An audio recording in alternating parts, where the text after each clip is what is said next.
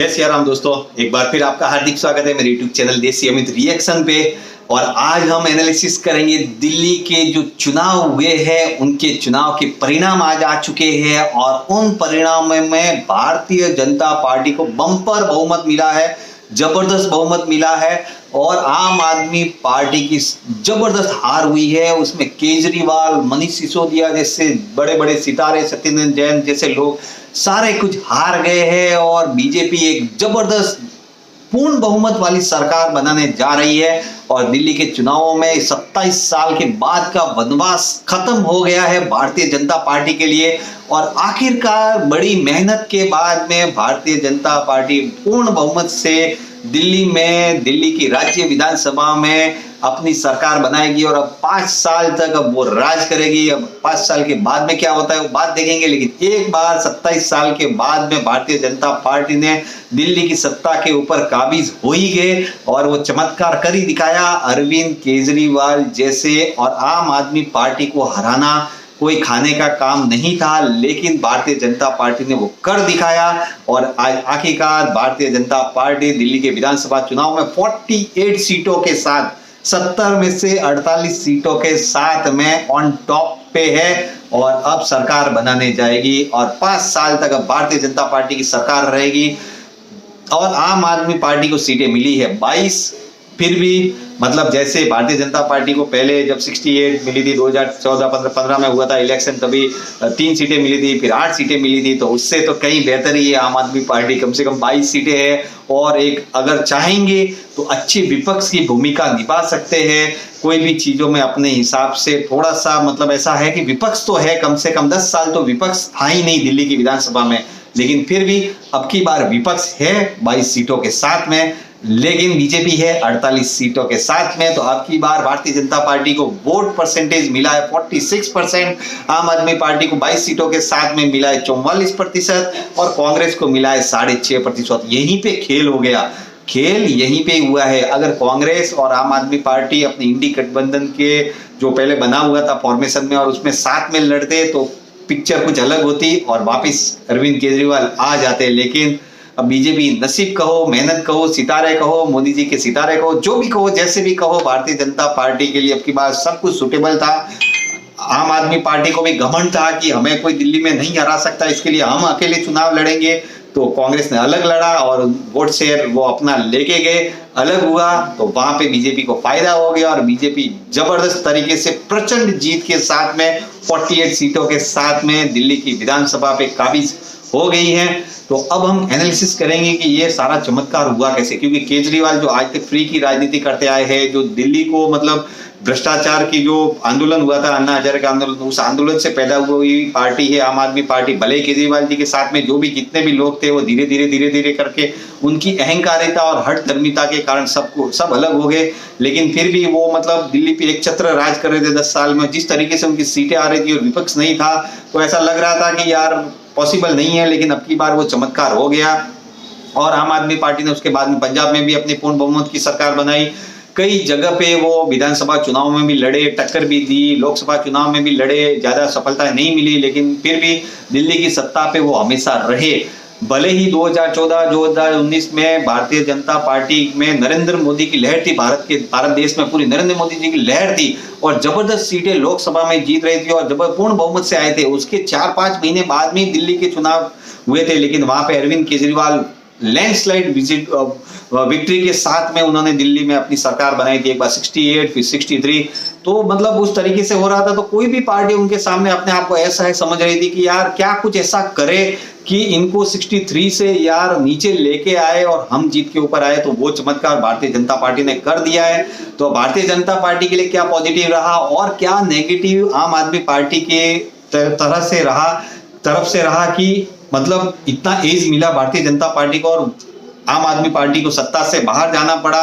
यहां तक कि उनके जो महत्वपूर्ण नेता है अरविंद केजरीवाल, मनीष सिसोदिया, सत्येंद्र जैन, ऐसे ऐसे बड़े जो धुरंधर जो पार्टी के मेन किंग मेकर है वो हार गए हैं और अब वो विधानसभा में नहीं हो गया, अब उनको पार्टी की सेवा करनी पड़ेगी। अब तो देखेंगे आगे पार्टी अब बिखरेगी कि वापिस गर्द से वापिस अभी ऊपर उठेगी, अब वो आगे का भविष्य के प्रश्न है, वो भविष्य में हम देखेंगे। फिलहाल के लिए भारतीय जनता पार्टी जीती है, तो क्यों जीती, कैसे जीती, उसका हम पूरा विश्लेषण करेंगे। तो उसमें सबसे पहले तो हम करते हैं आम आदमी पार्टी की नाकामियों की चर्चा, क्योंकि जब नाकामियां होती है तभी कोई सामने वाला सक्सेस होता है। तो नाकामियों में सबसे बड़ी नाकामी थी भ्रष्टाचार के दाग उनके ऊपर, जो अरविंद केजरीवाल, मनीष सिसोदिया के ऊपर जो दाग लगे, भ्रष्टाचार के, जो शराब कांड के जो दाग लगे, जो ये सब कुछ हुआ और उन्हें उनको जेल जाके आना पड़ा, इतनी यात्रा करके आनी पड़ी, सत्येंद्र जैन के ऊपर मनी लॉन्ड्रिंग किया, वो सब दाग लगे। और बहुत सारे 5 साल में मतलब हर नेता और कहीं ना कहीं कुछ ना कुछ इनका लफड़ा चलता ही रहा, तो इसकी वजह से लोगों का थोड़ा ट्रस्ट टूटा।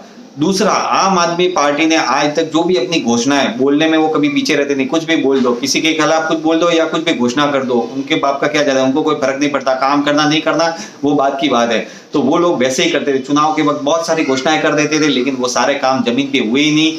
कचरा प्रबंधन हो, यमुना हो, सड़क हो, गली मोहल्ले वाले सारे कुछ सुविधाएं हो, बिजली के तार हो, सीसीटीवी कैमरा हो, कितने सारे उन्होंने सारी कुछ घोषणा की थी। हाँ, फ्री की रेवड़ी बांटने में वो सबसे आगे रहे और उन्हें मुफ्त बिजली, पानी और सारे कुछ जो भी उन्होंने मुफ्त देना था वो अपने हिसाब से किया।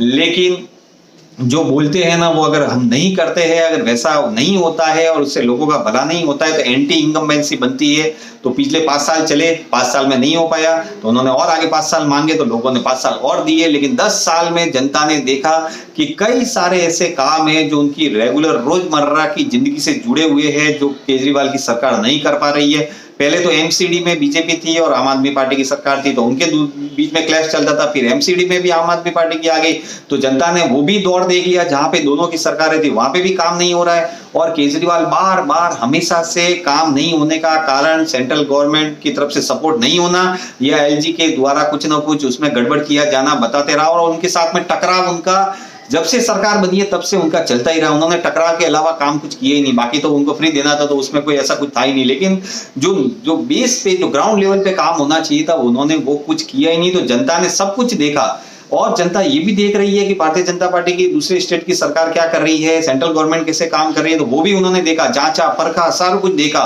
तब उनके बाद में उनको लगा कि नहीं भाई, अब केजरीवाल जी बहुत हो गया, धन्यवाद, टाटा बाय बाय, आप जाइए, हम भारतीय जनता पार्टी को वोट देंगे। और आखिरकार भारतीय जनता पार्टी को उन्होंने वोट दिया। तीसरा, अरविंद केजरीवाल जो भी गैर जिम्मेदाराना इंसान जिनको कह सकते हैं वो है। जब भी वो कुछ भी हो, किसी के खिलाफ कुछ भी बोल देते हैं, जैसे पहले भी बोलते थे हर शीला दीक्षित जी के खिलाफ में मेरे पास में इतने सबूत है, उद्योगपति सब करप्ट है, नेता सब चोर है, सारा कुछ ऐसा बोलते थे। लेकिन जब सत्ता में आए उसके बाद में उन्होंने ऐसा कुछ दिखाया ही नहीं कि जो बोल रहे थे उनके अगेंस्ट में कुछ एक्शन लिया हो, तो सारा कुछ वैसा नहीं हुआ।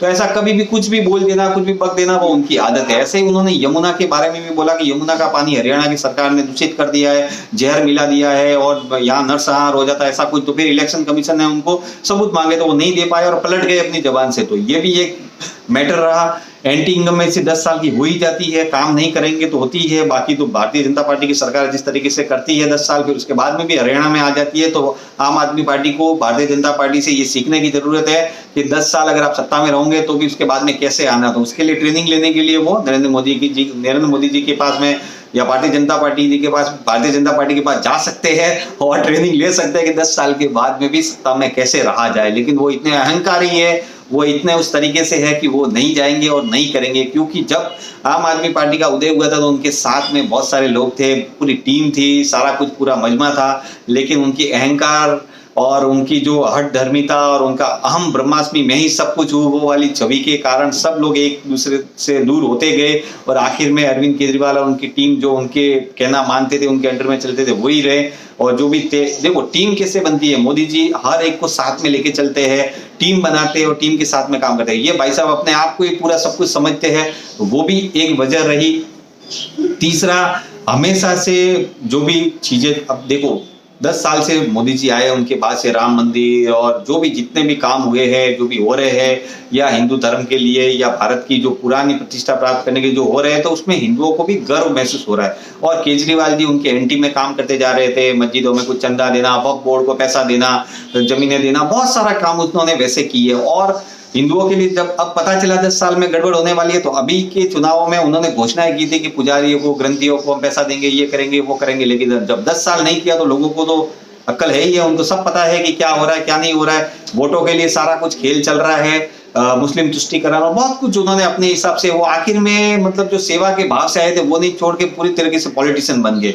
तीसरा, उन्होंने अपना जो शीश महल बनवाया, जब कोविड के टाइम पे सारी दुनिया त्राहिमाम कर रही थी, पूरा देश और दिल्ली की जनता जब पैदल सड़कों पे चढ़ के अपने गांव जा रही थी और बड़ी तकलीफ में थी, हर जगह प्रॉब्लम्स थी, वो टाइम पे ये भाई साहब अपना शीश महल बनाने में व्यस्त थे और उसके ऊपर लाखों करोड़ों रुपए खर्चा किया और अपना घर शानदार बनाने में व्यस्त थे। तो वो भी एक चीज थी। जबकि यही भाई साहब जब चुनाव जीत के आए थे सबसे पहले, या जीत के आने वाले, तभी बोले मैं आम आदमी की तरह रहूंगा, मैं तो सरकारी सुविधाएं नहीं दूंगा, मैं जनता के हाथ में सरकार रहेगी, जन लोकपाल आएगा, सारा कुछ राम राज्य होगा, बहुत कुछ उन्होंने बोला था, लेकिन वैसा एक भी काम, वैसा कुछ भी नहीं हुआ।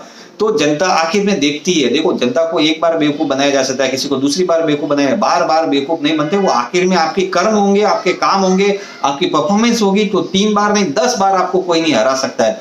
लेकिन आपकी परफॉर्मेंस नहीं होगी तो झूठ के बल पर आप एक बार अपना काम निकाल चुके होंगे, 2 बार निकाल चुके होंगे, तीसरी बार आपका काम नहीं हो पाएगा। तीसरा, वो ज्यादातर क्योंकि सोशल मीडिया हैंडल जो है उनको बहुत अच्छी तरीके से हैंडल करते थे, उनके यूट्यूबर्स है, उनके सपोर्टिंग वाले, सोशल मीडिया में ऐड देना, पेपरों में ऐड देना। मैं कई बार देखता हूँ दिल्ली की ऐड हमारे मुंबई में के पेपर में आती है, उससे हमको क्या लेना देना, पंजाब की ऐड यहाँ पे आती है, कहीं की ऐड किधर आती है। तो ad, social media management, YouTubers के साथ में अपनी जो भी एक चीज अच्छी करेंगे उसको 10 बार बुलवाना, वो सब करना, वो करके एक वो पूरा एकदम हवा बनाना और वैसा कुछ करना। वो खेल एक बार चलता है, 2 बार चलता है, बार बार नहीं चलता है। वो एक जर्मनी में भाई साहब बैठे हैं, ध्रुव राठी साहब, वो बहुत आम आदमी पार्टी के लिए और बीजेपी के विरोध के लिए बहुत कुछ करते हैं कई बार, लेकिन आखिर में काम जीतता है, बातें नहीं जीतती है। तो काम करेगा, परफॉर्मेंस देगा, जनता की सेवा करेगा, जनता के लिए काम करेगा, वो जीतेगा। तो ये भी एक चीज बहुत ज्यादा थी। तीसरा ये कि केजरीवाल को मुफ्त की रेवड़ियों के ऊपर बहुत भरोसा था, उसको लगता था फ्री पानी, बिजली, ये सब कुछ हो गया। बाकी जैसे महाराष्ट्र और मध्य प्रदेश में और भारतीय जनता पार्टी ने जो पैसा, जो महिलाओं के लिए सम्मान योजना जो चालू की, 1000 रुपया, 1500 रुपया, 2100 रुपया, जो भी फंड एक चालू किया है उन्होंने, तो वो वहां पे मिल रहा है। तो ये भाई साहब को लास्ट में लगा, पंजाब में उन्होंने घोषणा की थी कि हम 1000 रुपया हर महिला को देंगे, लेकिन 3 साल होने को आ गए, अब तक पैसा नहीं दिया। और अब दिल्ली में 2100 रुपए की घोषणा की कि हम महिला को देंगे, तो उनको भरोसा कैसे आएगा? आपकी एक सरकार तो वहां दे ही नहीं रही है, जबकि भारतीय जनता पार्टी ने 2500 का वादा किया, तो ऑलरेडी वो 2 सरकारों को आगे, 2, 3, 4 सरकारों में दे रहे हैं। तो भरोसा है लोगों को कि ये देगी और करेगी। तो ये भी एक बड़ी चीज थी। भारतीय जनता पार्टी ने इनको फ्री की रेवड़ी को काउंटर बहुत अच्छी तरीके से किया। अब तक वो भी फ्री नहीं बांट रहे थे, फ्री नहीं बोल रहे थे, फ्री के जो कल्चर, फ्री रेवड़ी का कल्चर चल रहा था, तो भारतीय जनता पार्टी उसमें ज्यादा नहीं जा रही थी। लेकिन अब पता नहीं बीजेपी को भी यही समझ में आ गया कि फोकट का माल बांटेंगे, फ्री देंगे, सब कुछ करेंगे तो ही काम चलेगा, तो ही वोट मिलेंगे, तो ही सत्ता में बने रहेंगे। तो वो उसको, केजरीवाल का जो मूल मंत्र था फ्री की रेवड़ी, उसको काउंटर बीजेपी ने बहुत शानदार तरीके से किया। यमुना रिवर फ्रंट, यमुना की गंदगी जो है, यमुना कितनी गंदी है, मैली है, उसमें झाग और ये सब कुछ हम देखते हैं, तो वो भी उन्होंने 10 साल में उसके ऊपर कोई काम नहीं किया। बहुत सारा फंड उनको आया, मिला, पता नहीं कहाँ गया, लेकिन उन्होंने वो कोई काम नहीं कर पाए। जबकि लोगों ने देखा है कि मोदी जी ने जब मुख्यमंत्री थे गुजरात के, तभी साबरमती नदी को कितना जबरदस्त और शानदार उन्होंने कर दिया। तो लोगों को लगा कि शायद यमुना का भी उद्धार अब यही सरकार कर सकती है। तीसरा ये भी था कि शीश महल, तीसरा ये भी था कि डबल इंजन की सरकार, सेंट्रल में गवर्नमेंट है और केजरीवाल का गवर्नर के साथ में टकराव रहता है, इससे अच्छा बीजेपी की सरकार रहेगी तो तीनों जगह जब बीजेपी की चलेगी, गवर्नर साहब भी होंगे, सेंट्रल में भी गवर्नमेंट होगी, स्टेट में भी होगी, तो कुछ विकास होगा, कुछ अच्छा काम होगा जो केजरीवाल नहीं कर रहे। और मोदी जी और बाकी बीजेपी की सरकारें अच्छा काम सब जगह कर रही है और लोग देख रहे हैं, तो वो उनको वोट देते भी है।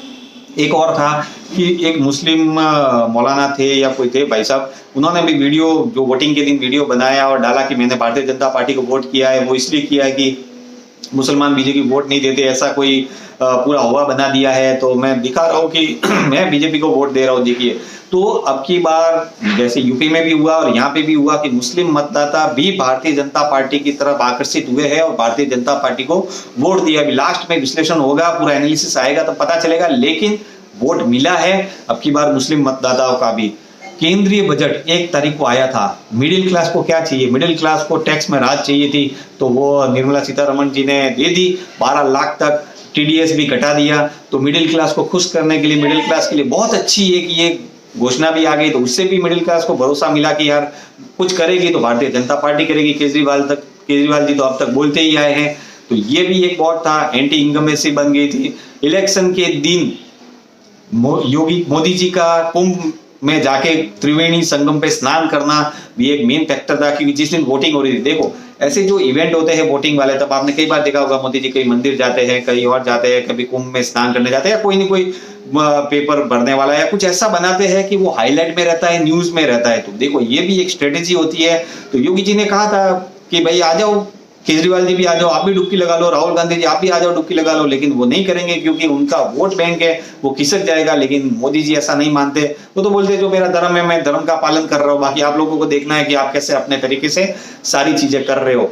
तो ये भी एक पॉलिसी होती है, ये भी एक चीज होती है, ये भी एक मतलब लोगों के बीच छाने के लिए सोशल मीडिया और ये सारी कुछ तरीकों से होती है। काम तो करना ही है, अगर वो उस दिन कर देंगे तो फायदा होगा। तो मोदी जी, और एक मोदी जी की छवि भी है एक हिंदू नेता की, एक मतलब ऐसे कि धर्म को मानने वाले नेता की, जो केदारनाथ बद्रीनाथ और उनका भगवा वस्त्र और वो सारा कुछ जो मतलब एक अच्छा लगता है कि यार जो हमारी पुरानी सनातन परंपरा है उसको मोदी जी फॉलो करते हैं। तो यार हमारा देश जो सनातन से जुड़ा हुआ है, तो हर सनातन प्रेमी को आनंद आता है, अच्छा लगता है, तो ऑब्वियसली वो उनको पसंद करेगा। तो वो भी एक मेन चीज थी। तो ये सारी कुछ चीजें मिला के, और केजरीवाल का घमंड, उसको ऐसा लगता था कि दिल्ली तो हम कभी हार ही नहीं सकते, क्योंकि 2 बार 68 63 जीते, तो उनको लगा कि हम हार ही नहीं सकते, हम कुछ भी करो। लेकिन भाई घमंड तो किसी का नहीं रहता, रावण का भी नहीं रहा, तो किसका रहेगा। तो इस वजह से भी ये मेन चीज थी लोगों को, मतलब जो केजरीवाल का व्यवहार, आम आदमी पार्टी का जो भी पूरा अब तक का जो रहा है ट्रैक रिकॉर्ड, जिस तरीके से काम नहीं हो रहे हैं, जिस तरीके से लोगों की सुविधाओं के लिए स्वच्छता में, दिल्ली जो भारत की राजधानी है, जो देश की राजधानी है, वहां पे यार प्रदूषण का स्तर देखो, यमुना नदी देखो, वायु प्रदूषण देखो, सब कुछ हर जगह मतलब देखो कोई भी सुधार इन 10 सालों में नहीं हुआ। जनता ने, दिल्ली की जनता ने देखा कि हमने केजरीवाल जी को मौका दिया और उनको सारा कुछ दिया कि आप करके दिखाओ, लेकिन वो नहीं दिखा पाए। तो आखिर में अब मोदी जी और भारतीय जनता पार्टी के पास गए, अब देखते हैं 5 सालों में ये क्या करके दिखाते हैं। तो ऐसे ये सारी कुछ चीजें थोड़ा थोड़ा ये मैक्रोज फैक्टर होते हैं, वो सब मिलके जुड़ के भारतीय जनता पार्टी के पक्ष में बने और इतना शानदार मैंडेट, प्रचंड जीत मिली भारतीय जनता पार्टी को। और भारतीय जनता पार्टी अब दिल्ली की विधानसभा में काबिज होगी और मुख्यमंत्री अब भारतीय जनता पार्टी का बनेगा। सेंट्रल स्टेट दोनों गवर्नमेंट अब सेम होगी और इस तरीके से ही काम चलेगा। अब आगे देखते हैं क्या होता है, किस तरीके से आगे चीजें चलती है। केजरीवाल जी वापस जेल जाते हैं कि अभी यही रहेंगे, उनके पुराने जो भी कार्य है उनके ऊपर जांच बिठाई जाती है कि क्या होता है, वो सब आगे के विषय है। जब होगा तब हम विश्लेषण लेके आएंगे। लेकिन फिर भी भारतीय जनता पार्टी के जीत में सबसे बड़ा योगदान आरएसएस का भी हमेशा से रहा है और अब की बार भी रहा है। वो आरएसएस के कार्यकर्ता ऐसे हैं ना, जो आते हैं शांति से, चुपचाप आते हैं और काम करके निकल जाते हैं, वो पता भी नहीं चलता। लेकिन मैक्रोज काम वो करते हैं, वो चुनाव से 2-3 महीने पहले ही जुट जाते हैं और घर घर जाके, गली गली जाके, मोहल्ले मोहल्ले जाके भारतीय जनता पार्टी के लिए एक माहौल पैदा करते हैं। फिर उसके बाद में भारतीय जनता पार्टी के कार्यकर्ता काम करते हैं, पूरी टीम है उनकी, डेडिकेटेड वर्कर्स है उनके, तो उस तरीके से पूरी टीम बनती है। फिर उनके बाद में नेताजी जो है, जो भी अमित शाह हो गया, जेपी नड्डा जी हो गया, सबसे मेन नरेंद्र मोदी जी की खुद की एक छवि है, उनका पूरा ट्रैक रिकॉर्ड है आज तक का, उनका कामकाज है, काम कैसे कर रहे हैं सारा कुछ है, भ्रष्टाचार के ऊपर दाग नहीं है, जो भी बोलते हैं वो डिलीवर करते हैं, मोदी की गारंटी जिसको बोलते हैं, तो वो जो बोलते हैं वो करके दिखाते हैं। तो इन सारी कुछ चीजें, ये सब कुछ मिला के लोगों के मन में भरोसा बैठता है, फिर उसके बाद में लोग वोट देते हैं, तब कहीं जाके इतनी बड़ी जीत बनती है और इतनी बड़ी जीत मिलती है। तो बस फेकम बाकी और कुछ भी घोषणाएं, वादे और कुछ भी करने से नहीं होता है। तो केजरीवाल जी को भी मोदी जी से सीखने की जरूरत है और राहुल गांधी जी को भी मोदी जी से सीखने की जरूरत है, क्योंकि मजबूत विपक्ष होगा तो हमेशा सत्ता पक्ष में बैठे हुए लोग सही काम करेंगे। इस तरीके से अगर आप धराशायी होते जाएंगे तो फिर यार यहाँ से भी, सत्ता पक्ष से भी थोड़ी बहुत कभी दिक्कत हो भी सकती है। तो बस हम यही चाहते हैं कि विपक्ष भी मजबूत हो। जैसे अब की बार दिल्ली में भी 22 सीटें आम आदमी पार्टी की आई है, तो आप मजबूत विपक्ष का अपना रोल अदा करिएगा और सत्ता पक्ष में बैठे हुए उनको पर अंकुश रखिएगा, उन्हें जनता के प्रति जवाबदेही रखिएगा। और अगर वो कुछ भी निरंकुश होते हैं तो आप उनके ऊपर दबाव बनाइएगा, तो दिल्ली की जनता आपको देखेगी, तो अगले चुनाव में आप कुछ होगा तो देखेंगे, आपके लिए भी कुछ होगा। तो बाकी अब की बार भारतीय जनता पार्टी ने शानदार प्रदर्शन किया, जबरदस्त किया। अब शाम को मोदी जी आने वाले हैं 7 बजे बीजेपी मुख्यालय में और वापिस वही विक्ट्री स्पीच होगी। तो देखेंगे क्या बोलते हैं, कुछ नया आएगा तो विश्लेषण करेंगे। बाकी मेरे यूट्यूब चैनल देसी अमित रिएक्शन पे बने रहे। अच्छा लगा वीडियो तो लाइक करें, सब्सक्राइब कर ले, बेल आइकन दबा के रखें जिससे वीडियो बनते ही आपको नोटिफिकेशन आते ही आपको नोटिफिकेशन मिल जाए और आप देख ले। बाकी की चीजें बने लिए और वीडियो अगर अच्छा लगता है तो ज्यादा से ज्यादा अपने नियर डियर ग्रुप में शेयर करें। जय सिया राम, जय हिंद, वंदे मातरम।